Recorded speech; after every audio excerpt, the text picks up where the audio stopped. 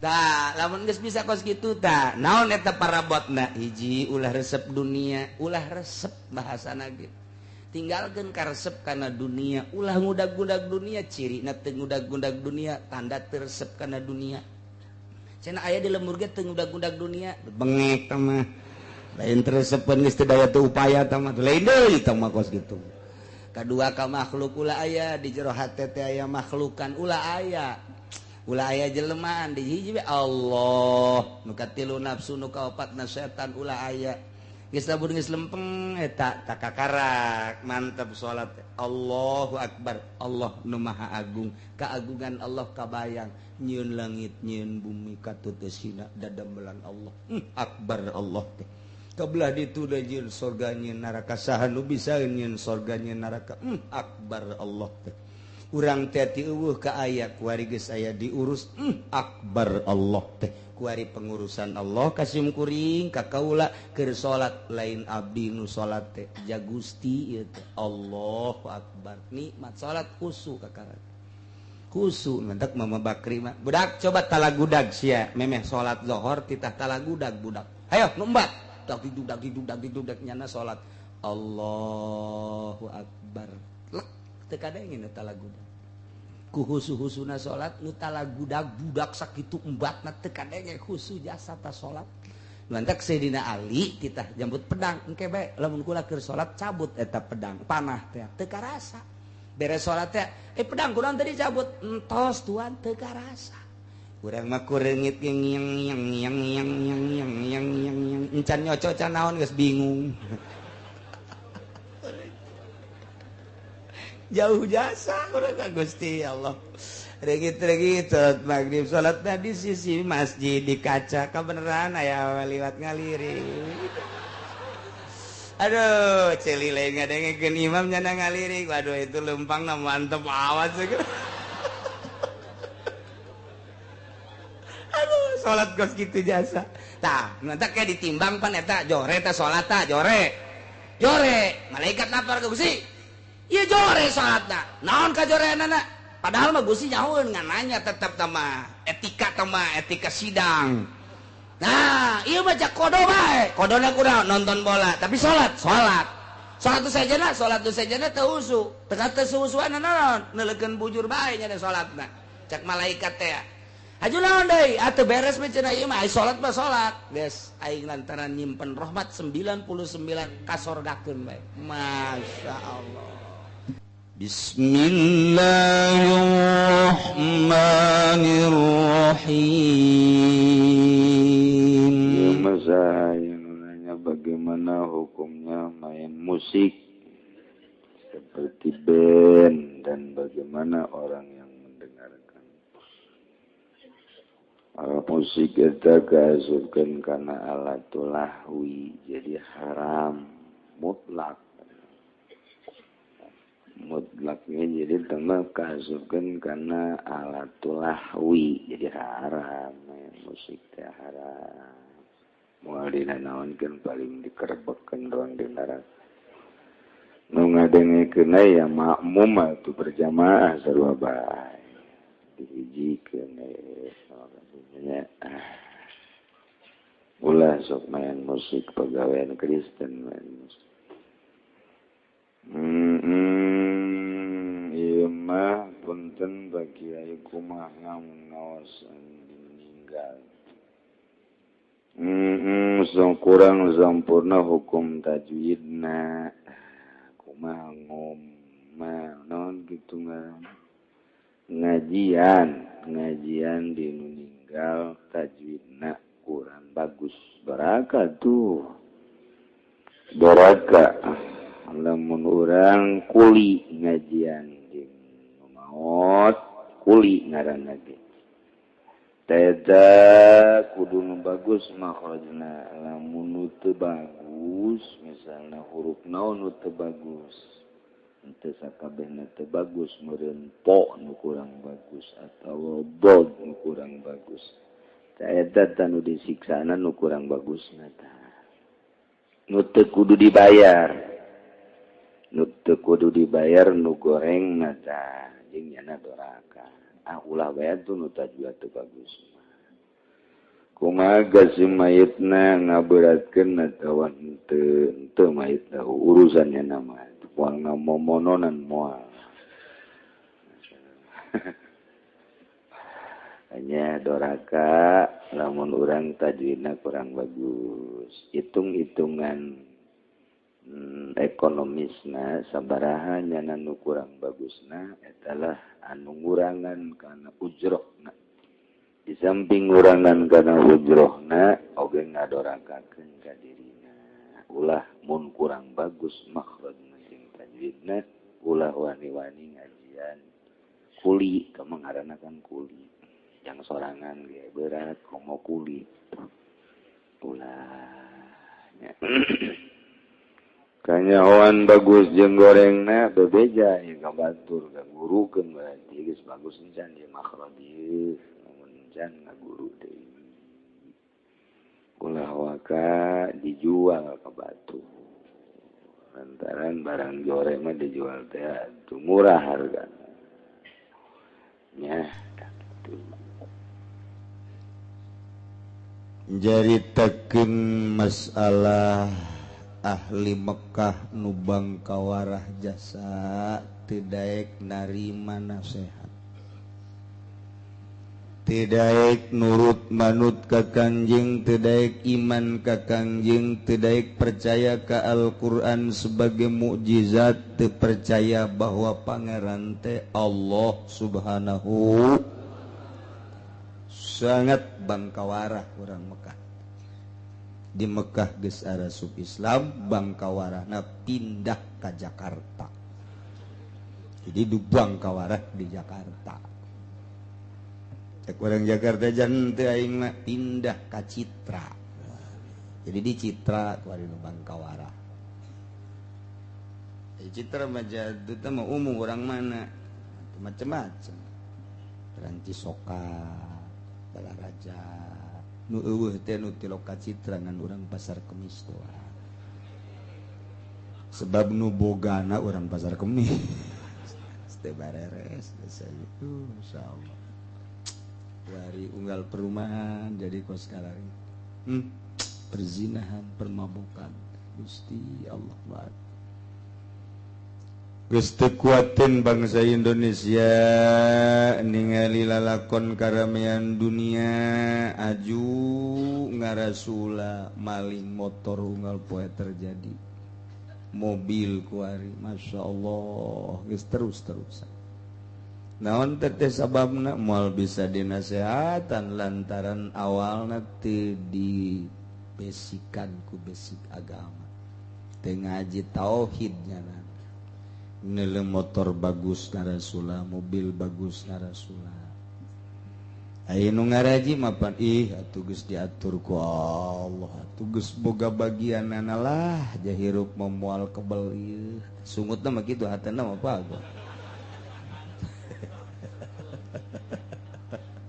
ngan deres we kaluar da ngeunaheun ka urang ngomong-ngomong heula ngeunaheun anajan aya hatena tuh pagon bae kos jelema neuleuh awewe geulis lah lu sok dideuleukeun bae kos kitu mah di imah bae padahal hatena mah tetep bae jageulis ieu beda cek jeung nu di imah mah ya mah mulus amat nu di imah mah cedak na loba jasa pak geus caritakeun cedak pan geus teu kuat pak paling ge nyana atuh neureuy cidu bae lah nasib aing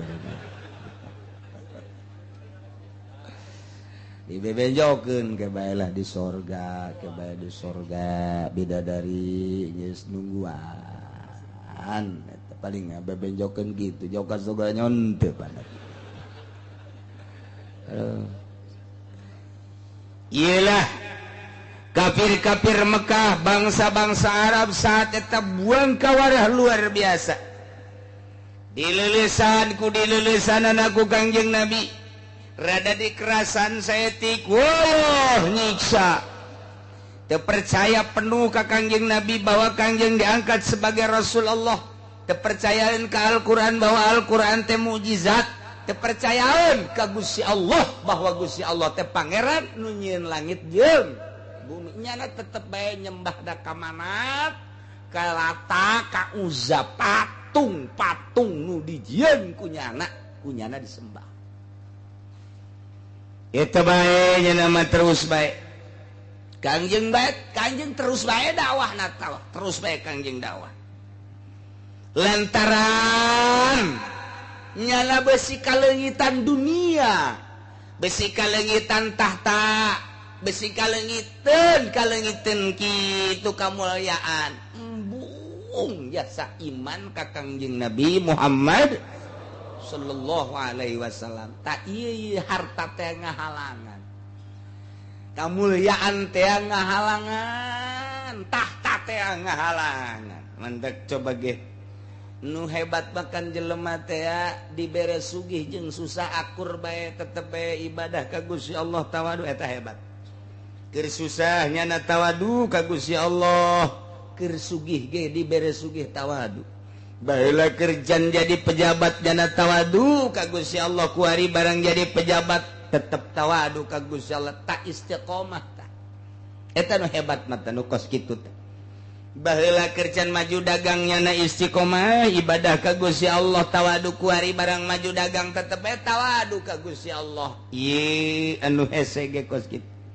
Urang mah beda, kamari jadi rakyat barang diangkat da jadi RT beda.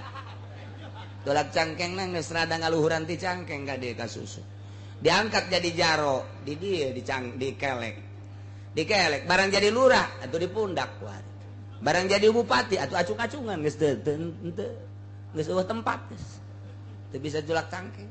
Masyaallah. Nah ieu kamari mah keur jadi santri tawadu luar biasa, barang jadi ustad tawadu keneh, barang jadi kiai geus teu wauh jeung masyarakat. Komo kuari babarengan bae jeung lurah mawa SPPT. Ayo kiai geus lain mawa takrib deui kuari mah, geus lain mawa sapinah, geus mawa map. Ganti kuari mah. Bebarengan jeung bupati teh satu kebanggaan. Wah, wayabtulu kiai uhu intaha anggeus ka kiaian. Masyaallah ya sejasa berubah nu mantak teu percayaan Gusti Allah ka eta kiai lantaran berubah niatna batal. Begitu balik di pondoknya na dibantuan ku masyarakat nyen pondok nyen majelis niat lempeng keneh ngaraji masyarakat kadinya. Alhamdulillah santri aya 30 40 mah anugerah ti Gusti Allah luar biasa. Ulah neuleuh loba jeung saeutik tapi neuleuh bisa isolul khair ilal ghair, nyampekeun kahadean ka batur manfaat ngaranna. Kudu lamun ditampak ku eta murid aya 10 nampak aya 20 nampak nyanana geus maot diamalkeun eta ngocor bae pan ka kuburan tak eta nu dipikiran ge ngocor ka jero kuburan bu kokorolokan ieu gede amat pan kuari gede mangpet ieu kokorolokan mulus keneh 5-10 tahun mulus kiai teh bagus kuari datang Partai Golkar. Assalamualaikum. Salah damang kiai alhamdulillah pondok bangun rombeng ieu kiai cek adalah teu sakiayana bae ji kula mah rada mangmikirankeun ja kemajuan agama teh kapan lamun pondok jore mah ngeunaheun jasa tah kana ceuli masyaallah asa digerean bae tah nikmat jasa masyaallah atuh deui kumaha majuna pondok kos kieu ke kula lah pokona mah dicepangieunkeun proposal lah kieu mah nu penting mah tanda tangan bae geus teu kudu hese kiai. Ulah henteu ieu mah demi kemajuan agama bae ulah hese-hese diajukeun ku kuda 100 ke paling nu katampana 60 masalah kan geus kitu bae dica bodoh atuh kos kitu mah cekul mah teu hayang heuh masalah cekeun itu bawa kendaraan di mah kendaraan geus kos kitu ganti ke kukula dipanyokeun meo araramis jasa masyaallah anak gacana yang sekupi tenang sekupi wong aduh dibangunkeun pondok bere mio bere sekupi berubah di jero hateuna nu tadina cinta ka santri cinta ka masyarakat nyampikeun agama kuari cinta ka pamarentah nu zolim, cinta ka jelema anu nyumbang teh beda. Cak Allah pan sia lain ka aing.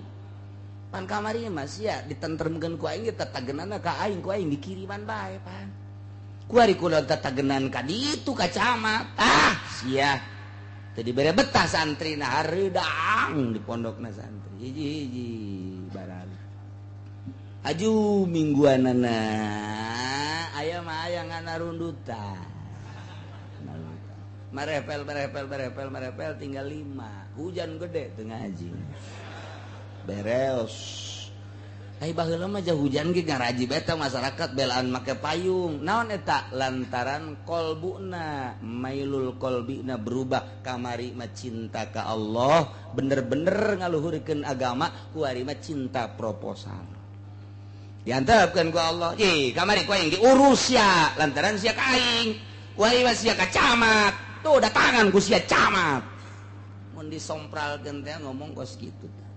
Masya Allah, acak-acakan. Tah ieu ahli Mekah teh geus eueuh bae aji ka Kangjeng Nabi. Teu percaya ka Kangjeng Nabi, buang ka warah luar biasa. Malah deuk ngabunuh Kangjeng Nabi dipimpin ku Abu Jahal. Tapi Kangjeng Nabi turun ayatnya di turunan ayat ku Gusti Allah melalui malaikat Jibril kul Muhammad bejakeun lahum ka ahli Mekah nu teu percaya ka anjeun sebagai Rasul Allah. Teu iman ka Al-Quran bahwa Al-Quran teh mujizat, teu percayaan ka Allah bahwa Allah teh pangeran anu nyieun langit jeung bumi, bejakeun ka ahli Mekah ye siru fil ardi tsumma zuru kaifa kana akibatul mukazzibin. Bejakeun ka ahli Mekah coba jalan-jalan atuh aranjeun kabeh. Coba atuh berangkat aranjeun kabeh wahai ahli Mekah. Coba anjeun langlang buana, coba ka negeri-negeri lain. Deuleu coba di negeri lain. Coba tingali ka Israel, coba tingali ka Mesir, coba tingali ka Syria, coba tingali ka Yaman. Dititah tak urang teh. Mentak ieu siru fi'il amr siru al amru idza utliqa yansarifu lil wujub wajib aslina, tapi di dieu banyak orang kudu lelempangan wajib diatur. Aya lelempangan wajib, aya lelempangan sunnah, aya lelempangan mubah, aya lelempangan haram, aya lelempangan makruh. Moal kaluar tidinya pikih mah lempang wajib gilir. Tuh siapa haju heueuh bae Bang. Kos boga pamajikan 2 bae. Urang boga pamajikan nu hiji di Tangerang, nu hiji di Serang. 2 poe, di dia 2 poe, di ditu 2 poe. Geus beak waktuna di Tangerang wajib indit kudu ka Serang. Berangkatna wajib. Mun teu berangkat tsunami sia. Berangkat ka ditu. Wajib teh. Eta mayar hutang geus datang ka waktuna wajib. Ka ditu, ka Serang. Aya anu jawaz langsung ka jawaz bae panjang lah lamun 5 mah. Nu jawaz bae dagang tak lempangna ieu sakadar jawaz menang. Lamun dagangna ieu lain jang nutupan dahar poe eta. Lamun jang nutupan dahar poe eta mah aya nu ngawajibkeun jang sakadar dahar lempang ka pasar dagang. Santaran lamun teu dagang anak pamajikan di imah teu dahar. Wajib teh lempangna ti imah ulah ngajedog bae di imah. Mentak pantes pamajikanna marah. Ka. Ulah ngajedog bae di imah ngagedean kanjut doang. We ai si aing ngomong sakumaha galedeg. Atuh deh anak gede ka hulu. Berangkat pantes pamajikan marah ge lantaran beas eueuh duit eueuh. Jualeun geus eueuh. Kamari mah kongkorong aya kene geulang aya kene tak kasueng-sueng teu nyawan sueng di dieu mah. Naon gara-garana ieu? Giwang ka giwang giong beak kukula dijualan geus eueuh dijualeun. Ge calana jero wae ka jualna. Lagi na lain jualin cara majeron mah porosoteun. seri pabajikan di rumah ge sakaria jasa segala porosoteun segala naon teu boga duit ge ngorosotkeun terus bae sia sok ngaco bae atuh Masya Allah tak eta ngan ai lain jang dahar poe eta mah jawas statusnya kan sakadar menang nah ieu ge sarua jeung dagang hei ahli Mekah cak Gusti Allah Muhammad bejakeun nyabah atuh coba ke Mesir coba ke Irak coba ke Syria coba ke Israel dele coba di negeri-negeri lain sanggeus nyaba ka ditu sumanzuru pikir coba dele kumaha artina kumaha hasil pemikiranana dele di Mesir dele di Syria dele di Israel jeung di negara-negara lain nu pernah disiksa ku Gusti Allah kaifa kana akibatul mukadzibin kumaha tak kaayaanana kumaha tak akibatna kumaha tak tungtungna kaum-kaum nu baheula ngabohongkeun ka para rasul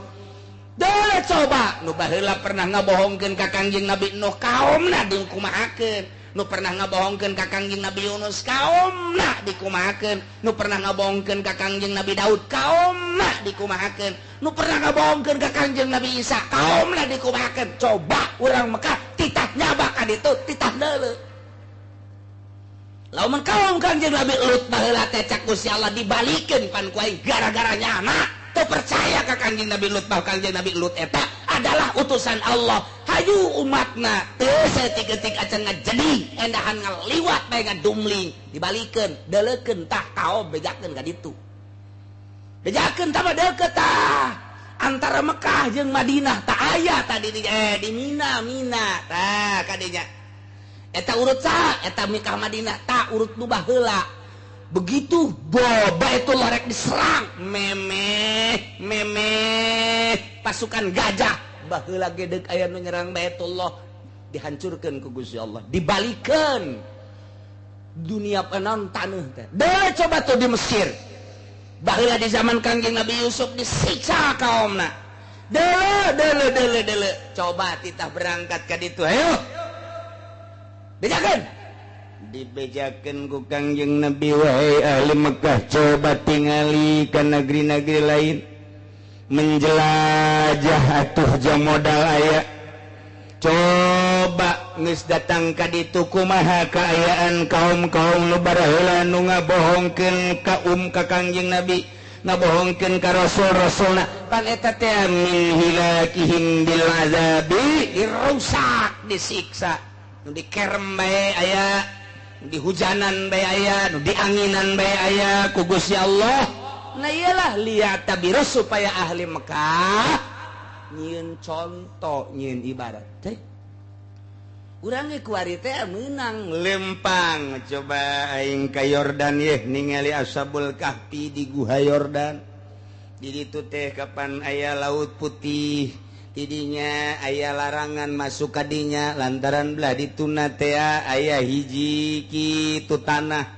nu lamun dicokot ku urang dibawa kemudian diasupkeun kana cai eta teh bakal seluruh penyakit eta mun ku urang diinum insyaallah cager hikmahna tah dilarang ku pemerintahan Yordan teu meunang tah mah didinya mah sebab aya dina hadisna dijaga ketat atuh urang mah di tembok-tembokna neuleuh nah kunaon gitu lantaran etalah pernah disinggahi ku Kangjeng Nabi Musa alaihi salam pernah ditincak ku malaikat Jibril alaihi salam lamun dina Quran diteliti faqabadtu qabdatan min asarir rasul min asari hafiri farasir rasul lantaran Kangjeng malaikat Jibril teh naik kuda begitu naik kuda kitu kadeuleu unggal lain naik kuda malaikat Jibril ngarupa kuda unggal nincak jadi jara di tina taneuh kumaha bae jara di kitu jukut dan lain sebagainya berarti aya maul hayatan etalah pernah singgah didinya malaikat Jibril teh tatek diamankeun ku ari urang neuleuh bisa neuleuh pagerna doang belah dituna aya Guha Ashabul Kahfi nu aya dina Al-Qur'anul Karim di jerona masih kene ngagaloler tata jelema muksal minatam liho saribunus martunus zinganus terus kapsatat na eta paliastatinus kitmir na eta dalapan eta araya kabeh di jero buukna konon kuari mun kuari dibuka ye dideule eta buukna geus 3 kali lipat panjangna ti jelemana namun jelemana aya sameter 70 eta buukna geus 3 kali sameter 70 atuh tah mah lamun urang neuleuh kitu paeh urang pajar kuntilanak eta mah rewiganana kukuna ge kukuna geus paranjang jasa sebab teu paeh nyanana hirup teu deungkeun di zaman Raja Dikianus baheula teh wah sabaraha abad meureun ka dieu wah eta lah kukuna geus pararanjang bulu matana ge panjang ieu lah nu bakal jadi tentara Kangjeng Nabi Isa alaihis salam di akhir zaman engke bakal aya Mahdi setelah eta bakal aya Dajjal setelah eta bakal aya Kangjeng Nabi Isa dibantulah engke ku Ashabul Kahfi tadi Yordan coba urang jalan-jalan ka ditu ka Yordan ziarah ka Ashabul Kahfi ziarah ka ditu murah ongkosna ge lah tah mah paling 1 hektar moal murah ka Yordan mah coba jalan-jalan ke Mesir di dinya aya museum Firaun hulu nage aya awakna aya di museumkeun Firaun teh kapan dibalsem ti zaman baheula na ieu lah aya di museum dirinya Firaun sosok Firaun teh kos kitu matana kos kitu ceulina kos kitu dan lain sebagainya jalan-jalan ka Misra amis di jero tuh dirinya jalan-jalanlah ka Israel bangkawarahna Yahudi Israel urang dina Al-Quran ya Bani Israil ya Bani Israil ya Bani Israil aya sabaraha Bani Israil teh dijelaskeun Yahudi Israel neuleuh urang ka karakter Yahudi coba neuleuh coba ka ditu ka Cina baheula teh Kangjeng Nabi ka Jepang Kangjeng Nabi Nuh konon nyana teh dikerem teh di Jepang deuleuh coba ka Turki terus neuleuhan umat-umat nu baheula disiksa ku Gusti Allah kemudian kitu Kangjeng Nabi Yunus alaihi salam tah eta umatna baheula disiksa Kangjeng Nabi Hud gitu dimake angin deuleuh coba ka ditu tah jang naon eta jang itibar meureun cek ahli Mekah aing ge sarombongan aing sagolongan aing meureun mun bangkawarah bae teu iman ka Rasul pasti disiksa tah supaya kos kitu mun ngomong urang nama seuh lokos kitu nu geus-geus ge teh cilaka tah eta bahasa urang tah ulah sok kos karenya cilaka sia nu geus ge cara cilaka ulah sok ka Gantarawang cilaka sia ulah sebab urang Gantarawang geus ka dieu kuari ulah teh cilaka teh bahasa urangna kos kitu siru fil ardi masyaallah jang itibar supaya orang ulah nurutan kaum nu baheula nu disiksa ku Gusti Allah Subhanahu wa taala etalah irsyad merenya ho ngajelaskeun tentang sifat uluhiyah Gusti Allah bahwa Gusti Allah teh sifat pangeran anu nyiksa ketika umat dah teu percayaeun ka Allah teu percayaeun ka Rasulna disiksa ku Gusti Allah jadi ayat ieu secara dimni ngajelaskeun katauhidan nauhidkeun ka Gusti Allah secara dimni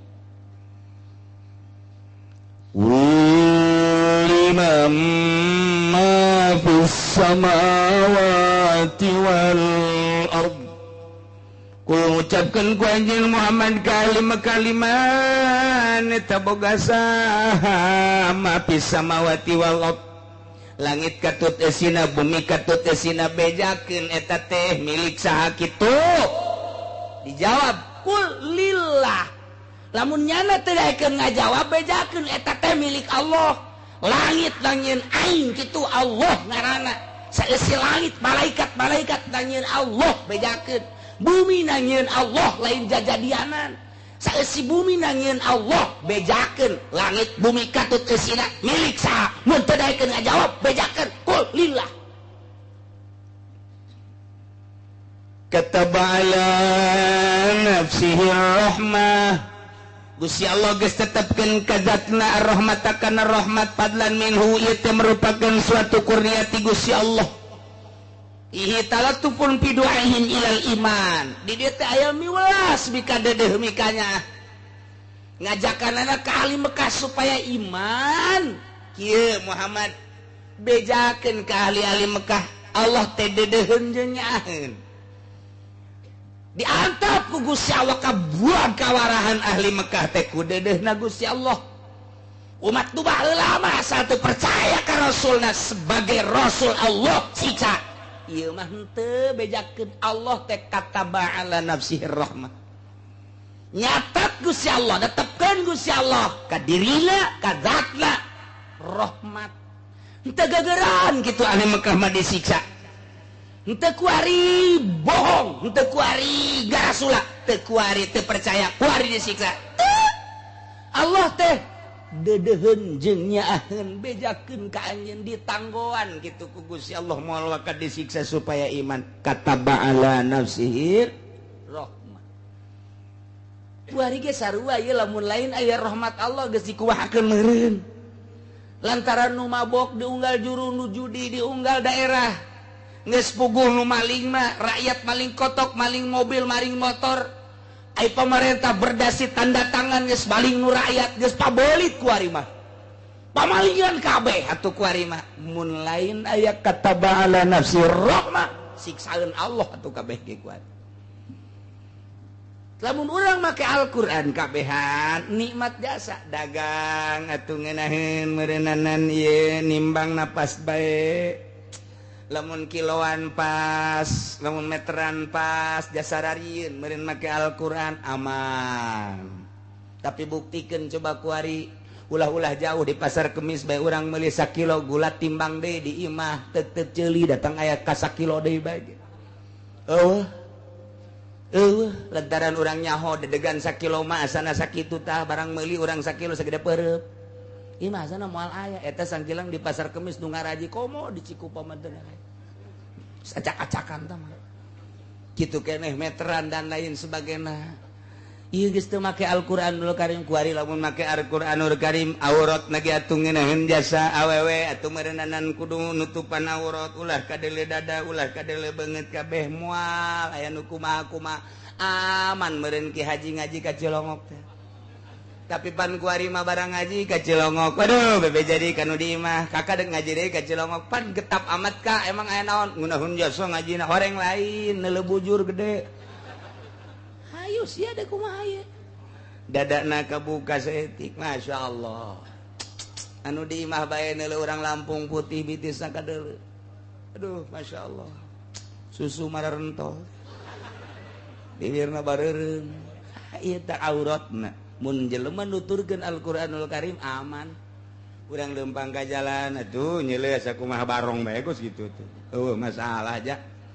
Eueuh aja awena ge embung kalaluar di ari mah bae. Mun make Al-Qur'anul Karim mantep jasa. Aman ya Allah ya Rabbi moal aya bahasa pornografi, moal aya fotografi. Moal aya teh pornografi geus kabehan make Al-Qur'anul Karim nikmat luar biasa. Akibat teu make Al-Qur'an kieu lah kaayaan bangsa jeung nagara. Kitu keneh atuh ayeuna mah di pabrik, kitu keneh di instansi mun marake Al-Qur'an aman moal aya huru-hara. Akibat teu make Al-Qur'anul Karim kos kieu lah keberadaanna. Kabeh nyaritakeun kacau balau, kabeh nyaritakeun rusak, kabeh nyaritakeun teu aman. Atuh berarti siksaeun Allah. Ngan untung bae Allah kataba ala nafsihi rahmah. Allah nyieun rahmat 100 diturunkeun hiji ka dunya. Nu 99 ditunda jang engke jaga di yaumul kiamah. Hiji rahmat bae oge ceuk Sulaiman ieu prawina. Hiji rahmat bae ge ieu bisa adi jeung kakak dede. bisa pamajikan jeung salakinya bapak jeung anak bisa luar biasa ridona kitu keneh jeung babaturan jeung tatangga mau ge teu daekeun ngadahar anakna ieu rahmat hiji bae ge diperbuteun ku kabehan karasa ku urang kabehan komo engke meureun 99 deui engke dipending jaga di mahsyar asana bangsa non gitu ngaranna kasalahan sautak saeutik mah alah geus cek Allah sorga 99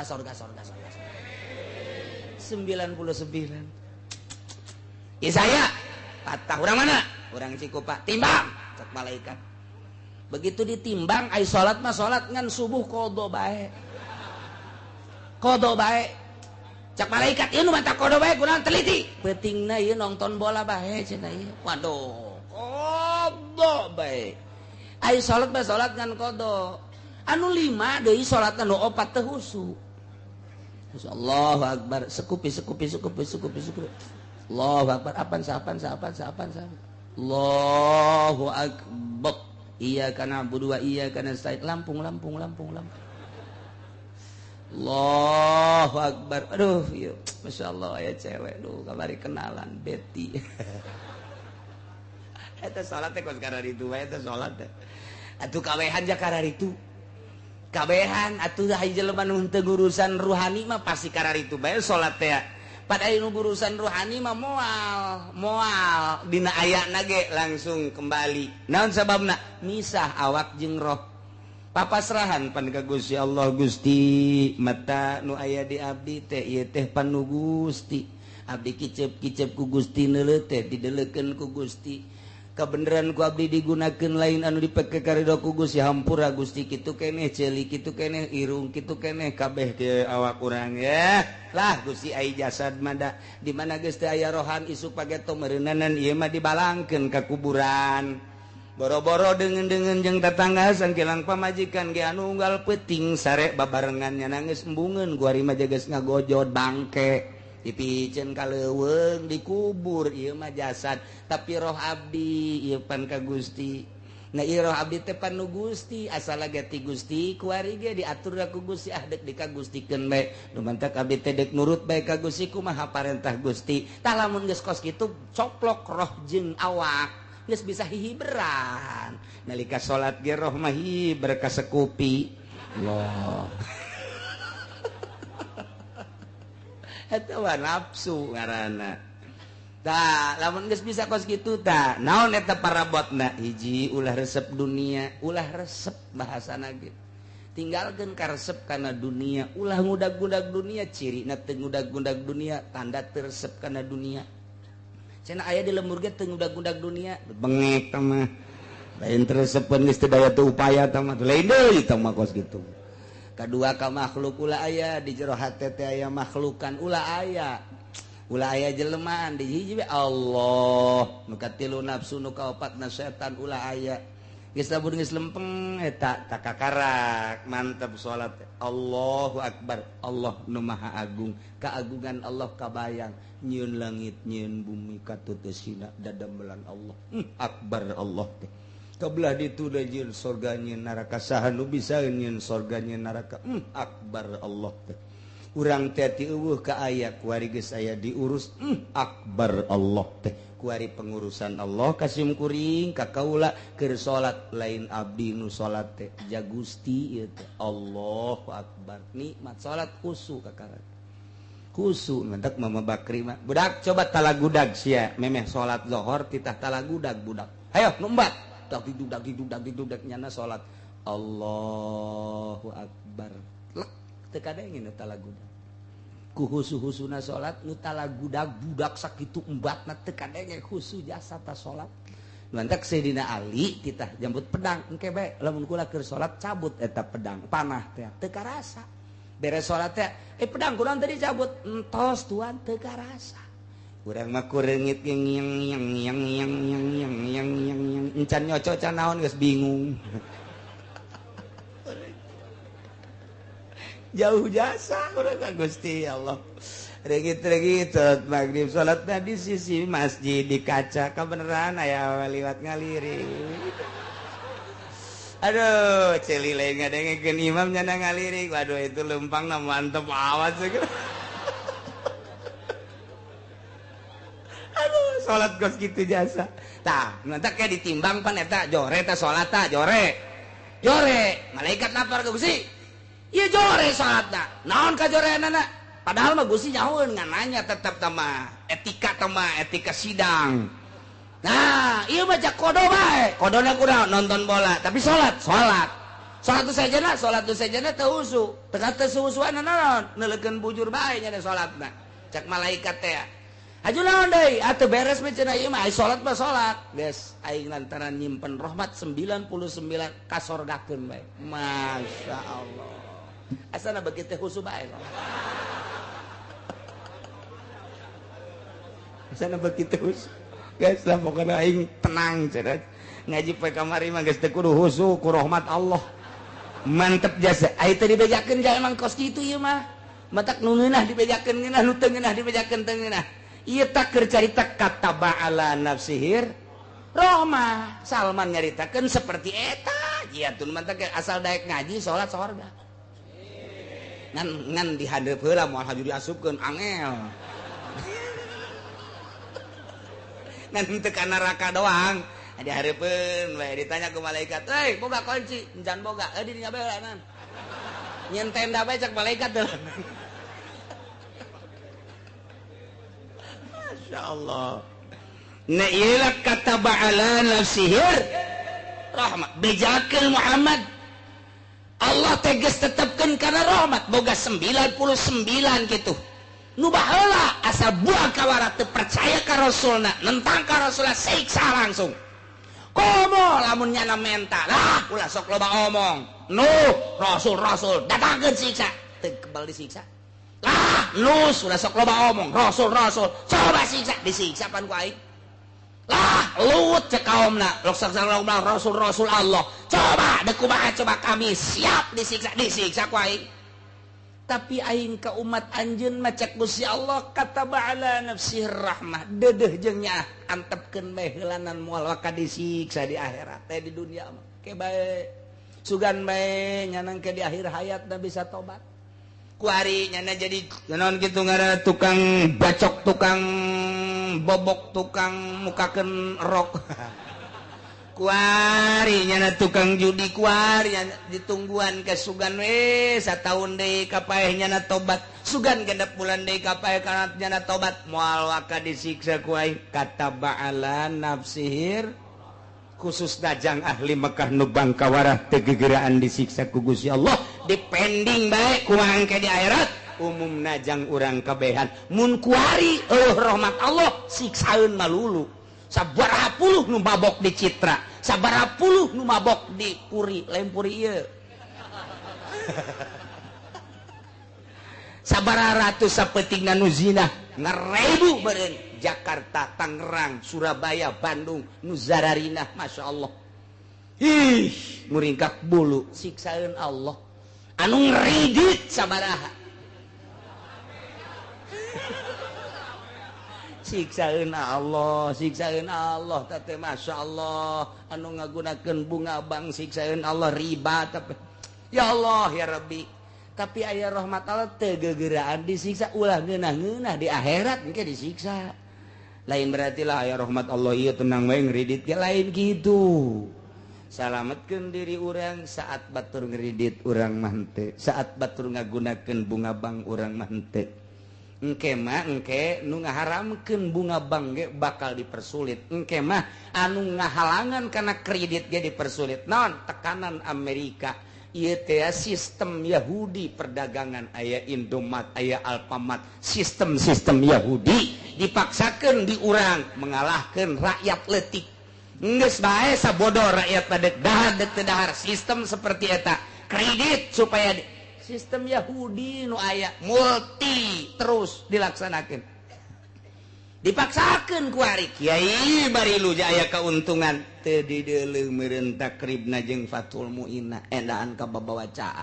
Ih atuh sabodohnya namanyana deuk dipake henteu kajeun urang mah urang bae harap haram bae bunga bang tiba heula ge harap haram bae kredit model kuari haram atuh haram bae dek nurut lain urusan kiai urusannya anak ulah sok kababaw oh kiai ngaharamkeun kredit batu cenah teh moal beres lantaran geus kredit kabeh cek jan teh atuh kunaon kos kitu atuh dek saha nu ngaba bener atuh jelema amun kiai geus kos kitu kabehan atuh teh mah atuh eueuh kiai eueuh jawar ka mah akur bae Allah hadin sawa tah mah atuh bal beres tah mah engke ka ditu nage woi atuh jah mah usim ngadu kotok urang ngadu kotok bae yuk atuh kiai engke ngadu kotok bandar kotok wari ge geus dibere ai siet mah ku tukang ngadu kotok lumayan cak kiai lah ulah digeugeureuh dak ngadu kotok ieu emang kunaon kiai sok aya ka dieu samsu bae mah tolol tak kiai goblok tadi tak kiai aduh masya Allah tapi emang geus kos kitu kaayana ulah sok lah antepkeun barudak ieu sakitu antepkeun lah teu ganggu ka urang nya na urang teu kiai paneta mah haram tuh main gap lah biar main gap ngomong lah emang kunaon gitu lumayan apaan satu deuleu tuh si anu tah itu kunaon itu nya sok ngawak ka dieu gula kopi santepkeun bae lah main-main nyana ajo atuh kiai nu ngadar kopina deui hasil mah itu bareres di akhir zaman Masya Allah padahal mah hurima akhduhu hurima intohuhu mana nu haram naon nu haram dicokot haram dibikeuna atuh kos kitu bae sakali haram atuh haram bae ieu teh barang nang main dicokotna haram istimalna teh haram duit mah eta kana istimalna lamun kana duit mah sok anu ngomong kieu ieu si kieu cenah haram jadi mah duit keneh duit nu aya di nyana atuh ieu duit nu aya duarang atuh ieu pan diharamkeun ngaji heula atuh sia tolol atuh akibat teu ngaji kos kitu tah loba nu ngomong kari itu saya duit teh ieu keneh pan ieu teh ku sebab kitu jadi haramkeun teh nyana ge kalau duit ieu keneh ngaco tak kiai sia tak kiai nu ngaco goblok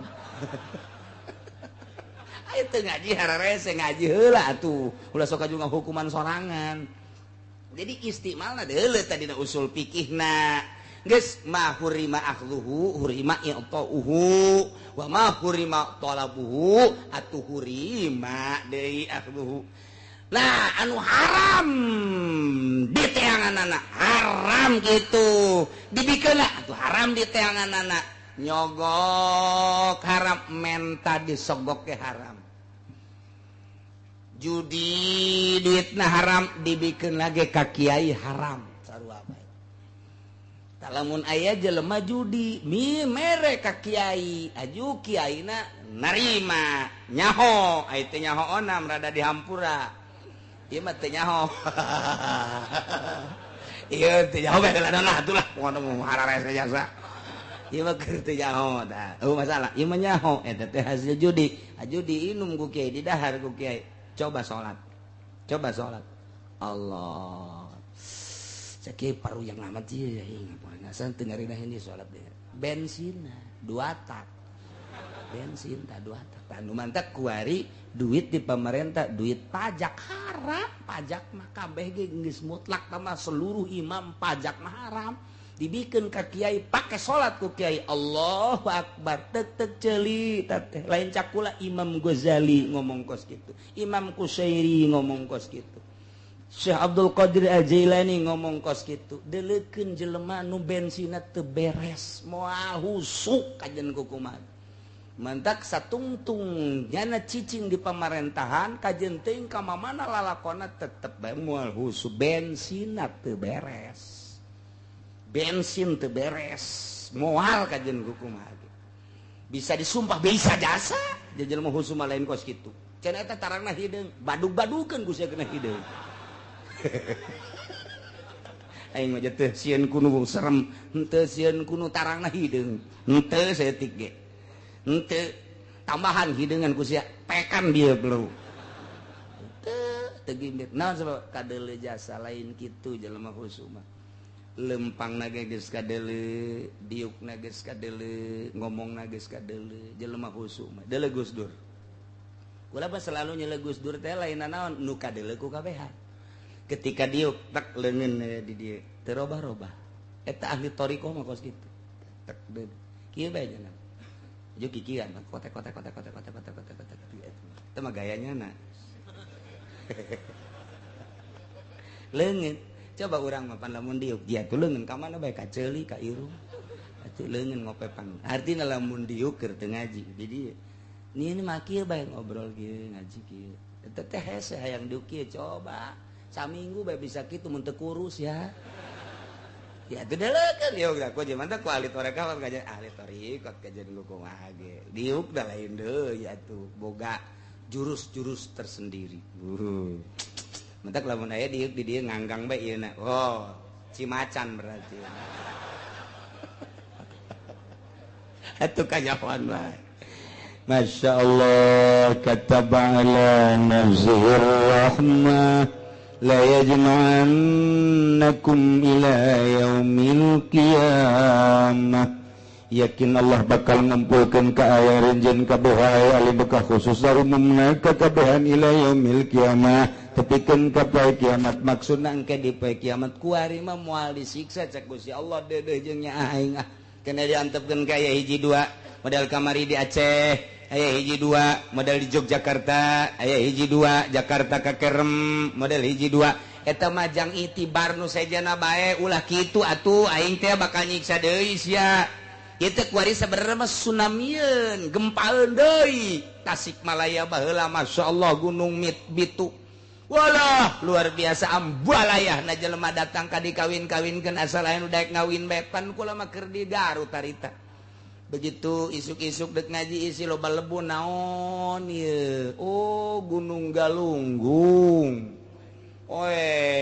ki isuk teh eueuh panon poe datang ka zohor datang ka asar poek bae kos peuting ngaji make lampu terus bae ngaji terus pake sakurudung samping bae lantaran terus lebu nah isukna rada saetik tuh ternyata geus mayak di cek kiai teh ka santriyu urang ngalayat ka ditu nyeun eta teh nyaon ngaranna nyeun lontong di imah nyeun lontong atuh santri mah atuh milu bae ka kiai geus pokona mah geus lain tsunami bae geus pokona atuh santri ieu berangkat ka itu maya krimbil di desa di masjid di balai desa di masjid di kecamatan lain sebagainya sedih eta teh mulai dibawaan ka Jakarta nu boga anak 5 nu parawan 3 dikawinkeun jeung saha bae di Jakarta jeung bos-bos nu bisa nganapakahan terjadilah seperti eta Tasikmalaya komo nu rangdang mah teh emang henteu galunggung ya teh nya geus siap bae nangkarak geus siap bae geus terus jual murah kawin asal aya coba seperti eta sampai hati henteu sileun normal henteu sampai lantaran ieu dahar hese nu boga anak 7 nu boga anak 5 eueuh di jalan iwal ti eta dibawalah dikawinku di Bandungku di Jakarta terus ta eta teh jang itibar urang mah henteu kudu ka jauh-jauh coba bae nu tadi teh siru fil ardi wahai urang Tangerang coba berangkat ke Gunung Galunggung deuleu tu urut-urutanana cuman dulu deuleu kumaneh kaipakana akibatul mukadzibin kunaon eta make jeung disiksa Gunung Galunggung Bitu horenganan rentenir kelas kakap di dinya teh horenganan judi di Galunggung teh Masya Allah nu mantak dikos kitukeun ku Gusti Allah mun urang karyana urang ningali padang kamari kuari geus teu puguh sabaraha meter ka handap diambleskeun ku Gusti Allah kunaon eta urang padang atuh geus ganyahoan ku urang di padang kos kitu geus lain rahasia deui judi mabok renten geus kitu dataga kuari geus teu puguh di mana na sabaraha geus jadi tulang belulang tah eta teh coba ka ditu tah ieu urang mah teu kudu ka ditu ge atuh di televisi aya ieu tah padang tah urang nama di Cikupa tapi ieu pikiran keur di Padang melalui televisi urang keur ka Padang dimensi Padang melalui televisi urang kuari mah bisa lalakon ka dunia komo tah mah urang aduh muka di jero kamar weh laptop eta mah ke dunia maya apang-apangan mimiti neuleuh Kanada waduh neuleuh Inggris walah neuleuh deui ka ditu ka Timur Tengah balik deui kuari ka Jerman balik ka Jepang waduh modusna kapencet taranyang ieu kapencet ieu mah apa ngahaja deuk kumaha Masya Allah lalakon lain ieu mah mantap sing ada beus boga anak di jero kamar bae ulah pajar husu belajar bebeja anak kula alhamdulillah cenah teu kaluar-luar kiai husu jasa geus boga uulinan cenah di jero eta teh keur nyaaba ka dunia tolol sia teh keur acak-acakan tah di kamar bae ge geus embung teu dahar teu nginum ge nya geus wah keur di sorga cak kana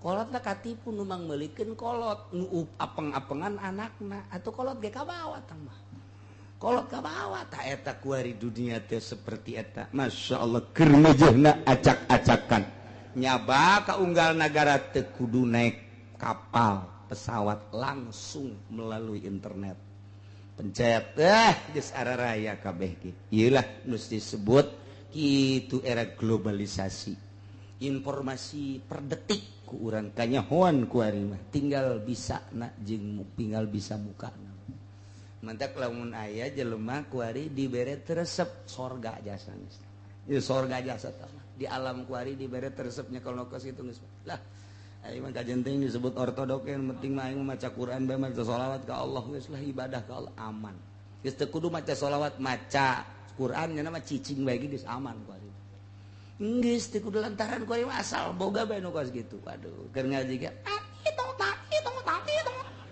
idele ditunggu oleh si doi nu belah dia nanti tok de jahe keur ngaji ge terus bae urang mah penaon gitu pepeta ka ditu anu lucu mah keur salat Masya Allah 2 rakaat etana dangdut naonna karang-karana dangdut ku jara dipaehan atuh keur salat itu dipaehan ieu gandeng di dituna terus bae deui eta teu dimaehan-maehan joget keur salat la yajma'ukum ila yaumil qiyamah Allah netekeun rahmat moal ka disiksa dede jeung nya ngajakan ka alim ka khususna umumna ka seluruh manusia nu aya di alam dunia engke bakal dikumpulkeun ku Gusti Allah ila yaumil kiamat tujuan liajili jazikum bi amalikum endek dibales amal-amal nu hade bakal dibales ka hadeanana nu goreng bakal dibales ka gorenganana la raiba fi daya kamang-mangan deui bakal seperti eta alladzina khasiru anfusahum ari jelema jeung rugi ngarugikeun kana dirina mah begitu diangsongan kana siksa teh fahum la yu'minun nyana henteu arimana ieu keur di alam dunia na manehanana dicaritakeun diping-pilingan ku dosa diping-pilingan ku siksa ku neraka tetep bae nyana henteu iman ieulah jelema anu rugi geus aya catetanana jelema nu bakal rugi di akhirat mah kuari teu daekeun ngadengekeun wejangan-wejangan aya kiai teu daekeun ngadengekeun aya nasihat teu daekeun ngadengekeun aya mauizah teu daekeun ngadengekeun deket padahal majeng pengajian tapi nyana jauh bae kabatur teu ngadenge didinya teu ngadenge geus aya catetanana meureun eta mah rugi nu rugi mah teu daekeun iman mun kafir nu rugi mah teu daekeun nurut munafik berarti nu rugi mah teu daekeun nurut ka kiai ieu lah geus aya sejuta kali dakwah rugi bae di dunia keneh nyana geus api lain ka kiai jeung ka ulama ieu lah alladzina khasiru anfusahum fahum la yu'minun teu iman ieu masyaallah nu mantep kurang mah kuari alhamdulillahirabbil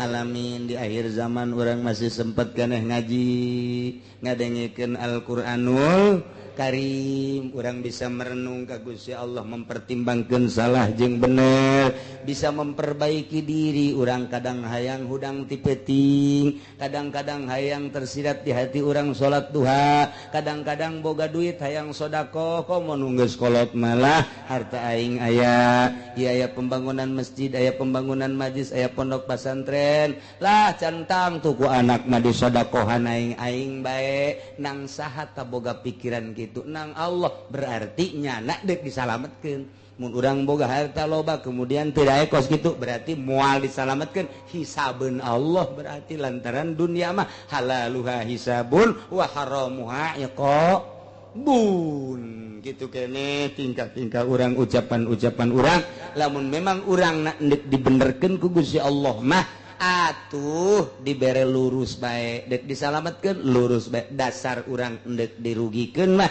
disalahkan baik ka dituna hakikat mah kabeh ge meunang Gusti Allah nu mantak urang mun tayang ka Gusti Allah subhanahu wa ta'ala. Mudah-mudahan urang dibere sehat wal afiat, dibere kuat urang ibadah ka Gusti Allah, dibere daek taat ka Gusti Allah, nurut ka Allah jeung Rasulna, nurut ka indung bapa urang sehingga urang aya dina ridho Allah subhanahu wa ta'ala. Wallahu masakana wallahu a'lam.